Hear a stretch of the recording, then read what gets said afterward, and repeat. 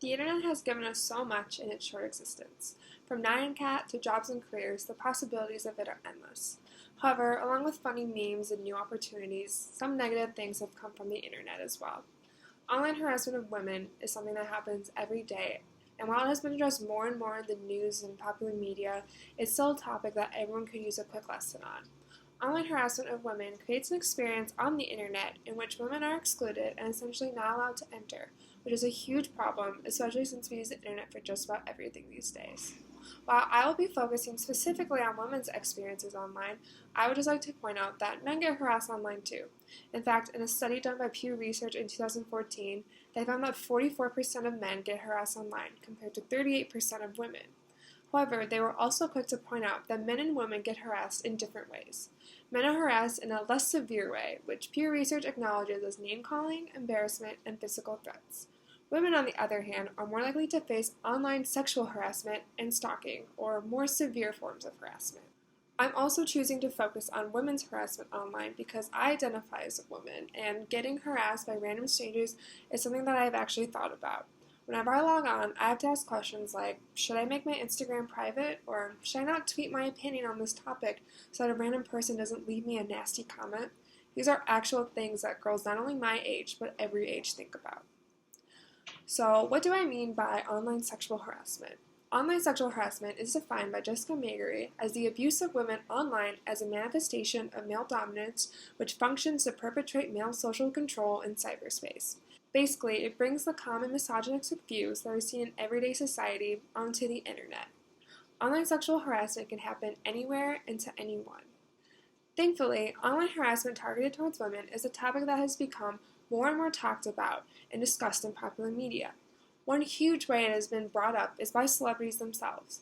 Lauren Mayberry, the lead singer of one of my favorite bands, Churches, has been very vocal in the kind of harassment she faces on a day-to-day basis. In 2014, she wrote an article for The Guardian titled "I Will Not Accept Online Misogyny," in which she discusses the types of comments she receives and compares them to the types of comments her male bandmates receive.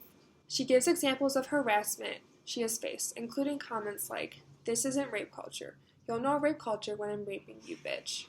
She then poses the question, is the casual objectification of women so commonplace that we should all just suck it up, roll over, and accept defeat?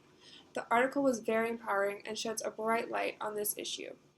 Another very recent example is from comedian Aziz Ansari's new show, Master of None. In episode 7 of the series, Aziz's character Dev compares Instagram comments with his girlfriend's. While his comments are funny and harmless, his girlfriend's comments are sexually explicit. Having a very prominent male comedian like Ansari addressing online harassment of women is very important and hopefully open the eyes of viewers watching. I could go on with more examples, but I think we get the point. So, why does this matter? Why is it good that people are talking about this?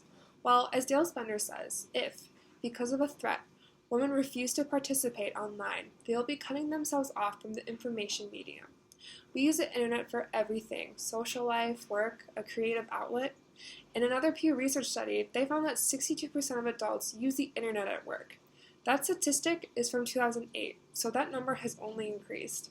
It's hard to completely disconnect from the internet, to ignore harassment. It's not as simple as turning our phones off and ignoring it. For some women, the reality is they need to use the internet for work or school. Completely cutting themselves off from the internet simply isn't an option when they face harassment. Sexual harassment online can also be a way to silence women's voices. Jessica Magery argues that online sexual harassment is a form of excluding women's voices from the digital public sphere. It's not ridiculous to think that if people are harassing you somewhere, you'll stop going to that place.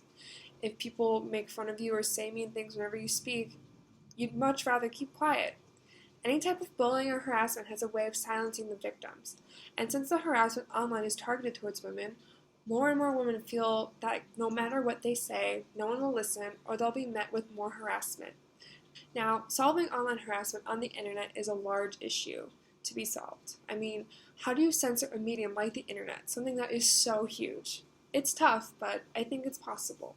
Many laws have been workshopped. However, trying a specific one was a difficult task itself. Certain states have specific laws dedicated to online harassment. However, those are very, very general. Websites have features that allow users to block or report accounts, but I think the real solution comes from the internet users ourselves. We as a society need to end this idea of misogyny not only online, but in everyday life as well. Blocking and reporting accounts are only short-term solutions. New laws and website regulations can take years to get put into place. We need to start at the beginning, with the perpetrators. The internet had a lot of promise, and it still does. I mean, it's very young, and it's changing every day. Hopefully we'll see a change where everyone with an internet connection and a computer can log on and not fear for getting harassed or having mean comments thrown at them, no matter what their gender.